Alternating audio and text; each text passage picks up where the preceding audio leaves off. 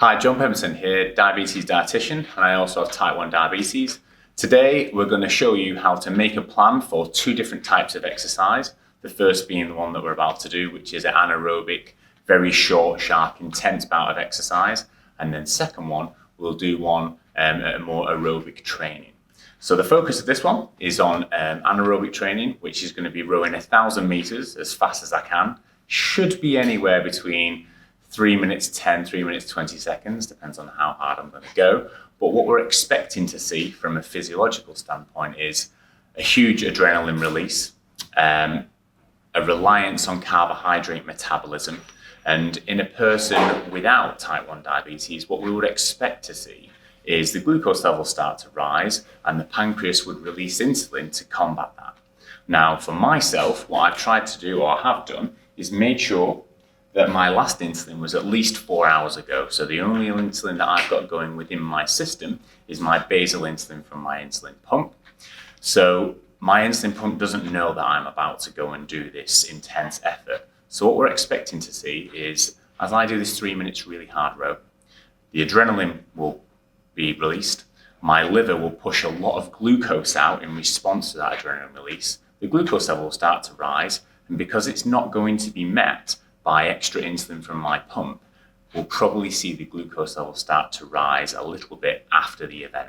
And that will be partly due to lactate buildup. And when you get lactate buildup, the liver converts that into glucose via a process called gluconeogenesis, the Kohli cycle. And also there's potentially be a little bit of insulin resistance at the cell from the high level of adrenaline. So that's what we're expecting to see afterwards. Whether that works out or not, I don't know. Now, in terms of insulin adjustment and carbohydrate for during this, we're expecting the glucose level to rise. So there should be very little need for any carbohydrate. And because it's only going to be a short burst of 3 minutes, there shouldn't be any need. Now, I've developed a plan, which is part of the calculators that you'll be able to get hold of. But you won't be able to see this too well here. You don't need to do. But essentially what it tells me is I'm rowing for a maximum of 10 minutes. I don't need to do any bolus reductions before because it's been more than 3 hours since I've eaten. And then during or before I start, do I need some supplementary carbohydrate just to make sure I'm in the ideal zone of 7 to 10 millimoles per litre? So this is where we'll do some glucose testing. So I'll show you, we've got several different bits of glucose testing equipment today. We've got a Dexcom, which is a continuous glucose monitor. So mine at the moment says 7.4 and steady. And that is being measured by, you'll be able to see here, I have a glucose sensor inserted, and that is Bluetoothing the readings to here, telling me that I'm 7.4 and most importantly stable. So the amount of carbohydrate based on the plan is from here. So what you can see, the glucose level is 7.4 and stable. So refer to my sheet, and what you can see is between 7 and 10 with a stable arrow, no carbohydrate is required. If the glucose level was a little lower and stable, 12 grams, which would have been 4 dextrose tablets, would have been required to ideally push me into that safe zone of between 7 and 10 before I start. But no supplementary carbohydrate is going to be required, so I should be good for this sort of 3 minute all-out intense effort. In terms of the accuracy of these devices, shortly we'll do a finger prick just to check in comparison to 7.4, but the accuracy of these devices is now good enough, certainly the Dexcom G6 and the Libra 2, to be able to rely on these without the need for finger pricks. So I'm a betting man, if it's going to be within 15%, which is the accuracy required, it should be within 1 millimole of this. So my finger prick should be between 6.5 and 8.5. Ideally, and that will be absolutely fine to use. In terms of heart rate, I've got a heart rate monitor here. Currently says 64 beats per minute. My resting rate is usually about 48, so I've got a bit of an anticipatory rise, knowing that I'm about to punish myself for 3 minutes. But what I'm expecting to see is I'm 40 years old, so if you take a simple measurement of 220 minus your age, my maximum heart rate should be about 180. With this intense effort, I should be getting certainly above 170, ideally 175, depending on how hard I'm going to push. And that's the kind of effort that is really going to release a lot of adrenaline and again cause potentially that blood glucose to spike. So we've just taken my blood lactate there, and it's worth mentioning that we've got one measurement at 1.5, one at 2.1, and we're putting one in the analyzer to get the closest sample. And what you might recognize if you're familiar with usual blood levels, you would expect at resting a person without type 1 diabetes to have a level definitely less than 1.5. And that's because the majority of energy is being created from fatty acid metabolism. But when you have type 1 diabetes and you're giving insulin, as I am, via an insulin pump into the subcutaneous tissue, the circulating levels in the blood of insulin is a lot higher than a person without type 1 diabetes. And the consequence of that, when you've got a high insulin level circulating, it turns your muscle cells and your fat cells into more carbohydrate burning machines, effectively. So what you end up doing is burning more carbohydrate even at rest and also during exercise. And when you burn more carbohydrate, you get lactate as a byproduct. Therefore, that's why the blood level is higher. So it's just interesting to understand that people with type 1 diabetes, when you have insulin circulating at higher levels because it's coming in from the outside rather than into the portal vein from the pancreas, you are going to have a higher lactate level because carbohydrate is your primary fuel. And from a weight management perspective, it does become a challenge for people with type 1 diabetes, especially who are on higher doses of insulin, because once their circulating levels of insulin are higher than even just a fairly fit person with type 1 diabetes, what you end up is carbohydrate almost being the exclusive metabolism and an inability to access their own fat stores to burn fat. So that's a key point when you're thinking about maybe the management of your people who you're seeing, is if the weight management is their goal, doing a high level of activity and really trying to get the baseline level of insulin doses down is ideal for weight management. But from a lactate perspective, if I'm going to push this really hard and get to 3 minutes in the pain cave, essentially what we should be seeing is a lactate level of certainly above 13, maybe 15, 17, 18. That's where you're kind of really getting into the point where you're getting close to failure and fatigue. So we'll see how we go. So I've just shown the lactate measurement, which is between 1.5 and 2.1 at rest. What we're expecting to see is the carbohydrate metabolism goes through the roof and I'm getting close to fatigue, that the lactate production is going to be extremely high. And we should be seeing numbers of 15, 16, 17 on the lactate level. But in reality, in clinical management, people are not going to experience or get the opportunity to measure their lactate. So we use something called the rate of perceived exertion, which is just a subjective scale to say how hard are you working. 6 essentially being no exertion at all, and 20 being absolute maximum effort. So I should be getting to the end of this 3 minutes anywhere between 18 and 20, depending on how hard the last little bit is. But that again is something where when you're discussing how people are going to, what's likely to happen to their glucose levels, if someone tells you they're going to be doing an all-out event, which is 5 minutes, which is going to get them to the 19s and 20s, you should be then thinking, well, maybe that will relate to a glucose level rise. So this Borg scale of rate of perceived exertion is a useful tool in daily clinical management. So I'm about to do a warm-up. Obviously, you don't want to do a 1,000-meter all-out row without warming up the muscles properly. So I'm going to do 5 minutes, roughly just at a steady pace, just to get the muscles warmed up, ready so that I can really push it quite hard. So 5 minutes, off we go.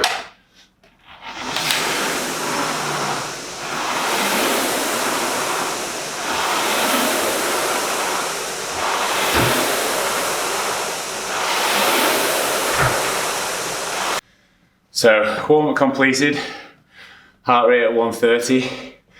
As I said, this is going to be an all-out effort, so you should be seeing the red zone at 170 plus by the end. All right, let's give it a go and see.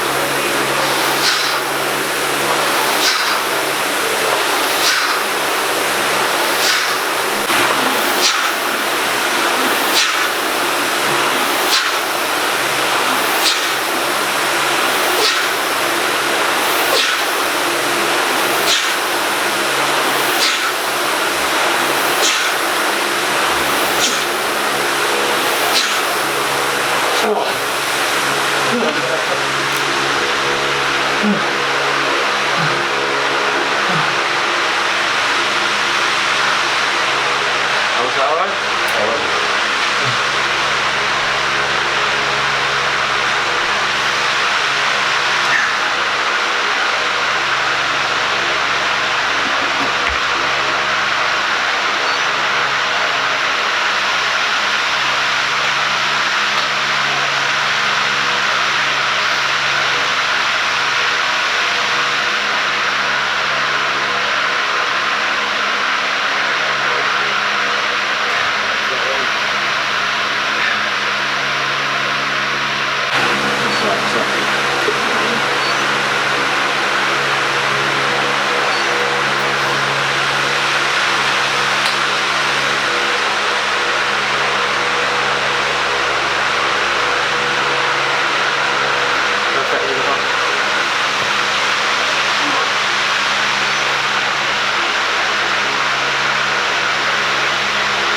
That's it. So that's the first rowing done, 1,000 meters, 3 minutes, 7 seconds. Lactate 15.4, so that's getting right up there. Maximum heart rate was 171, so there possibly was a little bit more to give. So probably from a rate of perceived exertion, certainly 19, almost at the top end, but I didn't fall off, so it can't have been 20. What I'm expecting to see now is that carbohydrate metabolism is really revved up, burnt a lot of glucose that couldn't have been pushed through the mitochondria for the electron transport chain and produce energy via there. So what will have happened is the lactate will have built up in the blood, 15.4. That should now be going to my liver and getting converted into glucose. So I'd expect that glucose level, which at finish was still about 7, as that lactate gets converted into glucose, we should see over the next 5-10 minutes, maybe 15 minutes, that glucose level start to steadily rise. Now I'm purposely not going to do a cool down to try and burn some of that off, because we want to try and observe that effect. But obviously a strategy that you would want to think about for a person with type 1 is not leave them in this state with the lactate pumping around the glucose to go high. You would do a nice 10 to 15 minute cool down. So as that glucose is being produced from the lactate, it will be getting burnt off. But you know, that's ideal practice. This is just to try and show the actual physiological phenomenon. So we're going to do the tests at 5 minutes, 10 minutes, and then potentially at 15 minutes, so we can observe what happens to this glucose level. And at that point, if it has gone high, there might be a nice little opportunity then to do a cool down to burn some of that off. But we'll see what happens. That's best laid plans. With type 1 diabetes, it never works that way. So we'll see what happens in the next 15 minutes.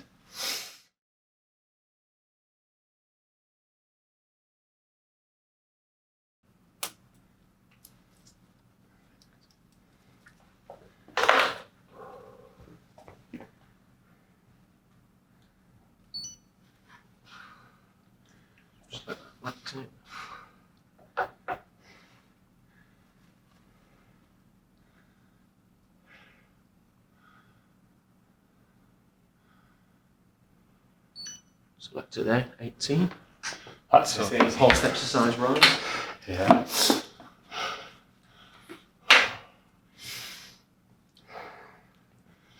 It's not unusual, we do see that. Yeah.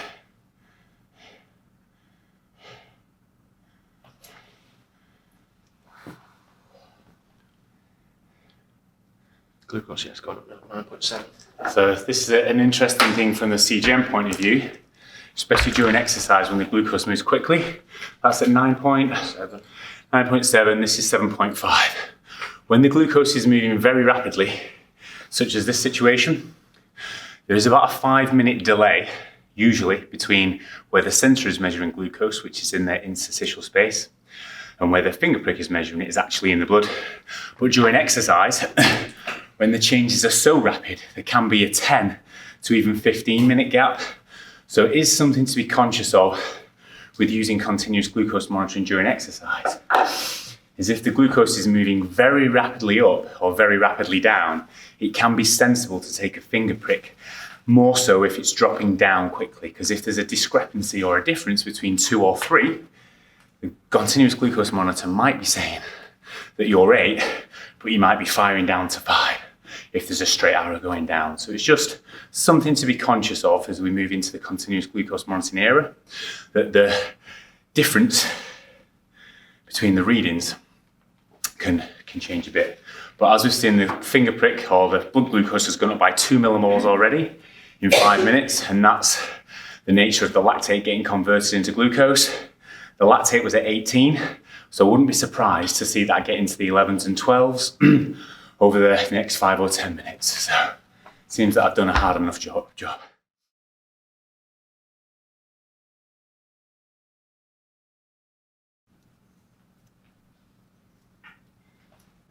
Tissue there. That's going to give you a fresh.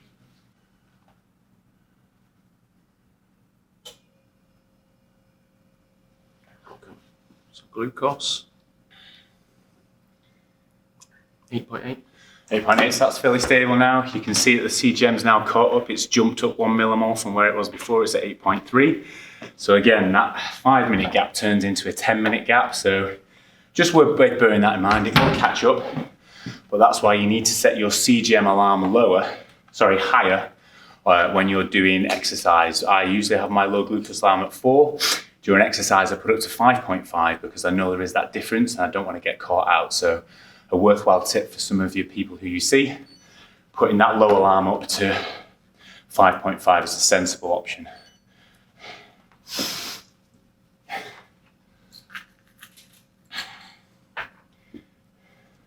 Lactate.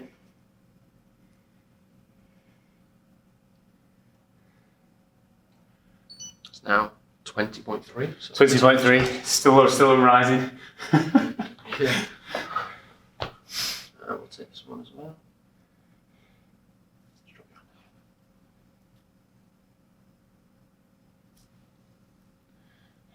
Just give him a wipe. So lactate is obviously still rising, which is still a product of the carbohydrate metabolism has been really put through its paces. And there's still probably lactate coming from inside the cell, making its way out into the blood as well. And again, that's now got to be cleared mainly by the liver and converted into glucose, hence the glucose level rising. So what we'll get to in the next session is aerobic training and the glucose level dropping. But the usual discussion with people with type 1 diabetes, quite rightly, is that the glucose level will drop. But if they're undertaking these stressful events, whether it's competition day, whether it's an all-out row, 1,500 meter running, all of those events are going to push your adrenaline so high that the glucose level is likely to rise because the liver is pushing extra glucose out from its stores of glucose in the form of glycogen in the liver.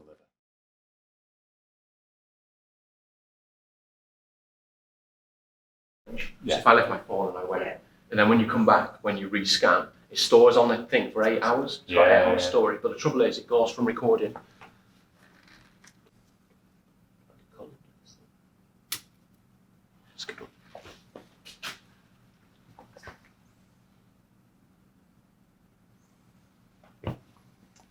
Next one. 8.7. So it's steadied out at 8.7. The CGM's definitely caught up now. It's at 9, it's almost the same. So again, it's taken 10 minutes or so to catch up. We'll see what the lactate is saying. But it looks like it's steadied out there now. I should imagine the lactate will still be fairly high.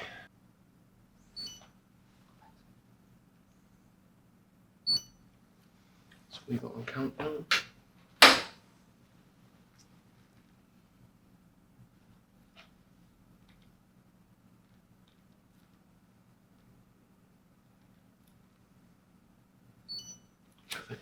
$18.4. So it's a slight come down from 20. Now we've got 15 minutes. We've sort of proved the concept that when you really push yourself into that 18, 19 out of 20, the glucose isn't going to go down. If anything, it's going to go up. It might go up by variable amounts depending on your physiology. Mine's jumped by about 2 and a bit. What I will do now, because my lactate's at 18, I'll probably just do a 10-minute cool down so we can clear some of that lactate. And maybe bring that glucose level down slightly. So we'll take another blood sample after a 10-minute cool down, and we'll see if we can't move that lactate. What should be happening during this cool down is as I'm rowing at a certainly less than maximal pace, probably at about 60% heart rate, so anywhere at 670, about 120 beats per minute for me, my body will then start to use the carbohydrate metabolism again. So it should bring the glucose level down, but it should also speed up the clearing of that lactate as the lactate gets converted into glucose or gets shuttled to be used again. So we'll give a 10-minute cool down.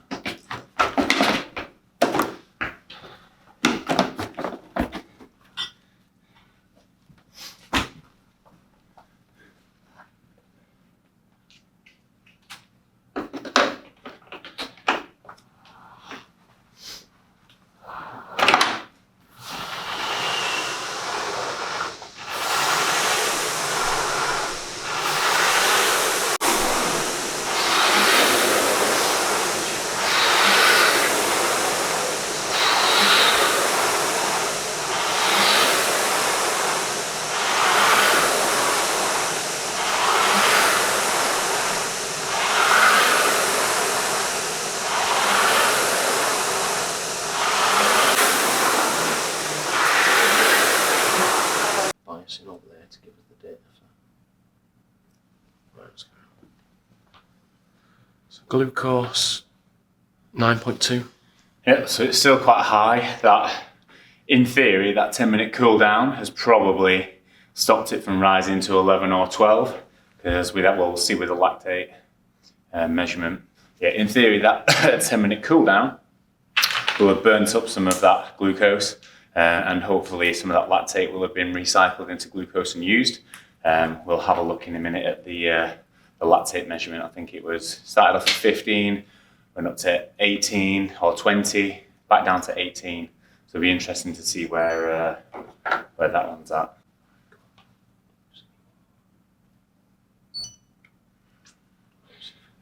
Hold it steady.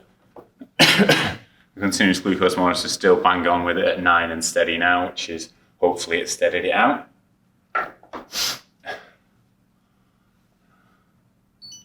11.9. Yeah, so the lactate's come right down to 11.9. So the value of that cool down has basically cleared almost, 7 or 8 millimoles of lactate without that influence in the glucose level. So again, what we've observed is all that effort really pushing that glucose up, pushing the lactate up, and then that cool down has cleared some of that lactate or half of it, and that hasn't affected the glucose level. So again, the value when you do a all-out intense effort like that, it would require quite an amount of insulin to overcome that, whereas a proper cool down will be a better strategy for both your health but also for your glucose levels.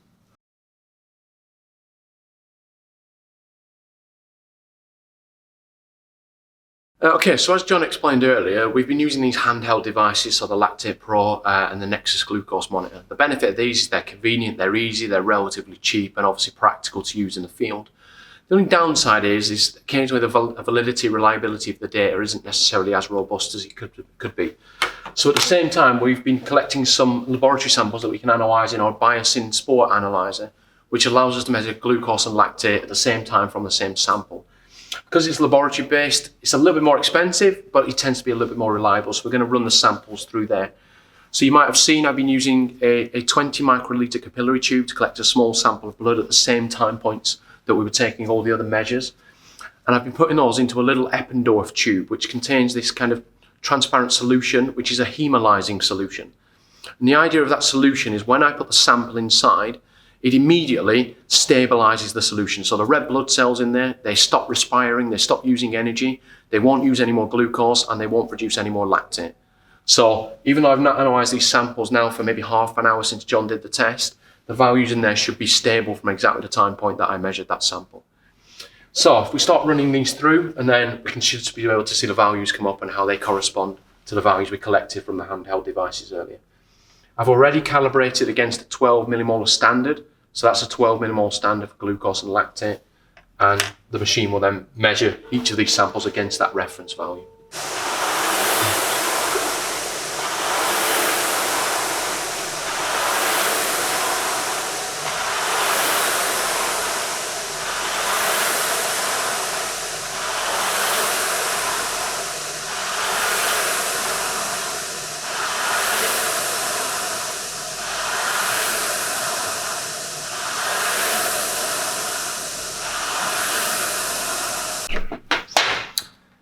So just for comparison of the different devices, we've actually shown some nice kind of reliability and validity across the handheld devices and the lab equipment.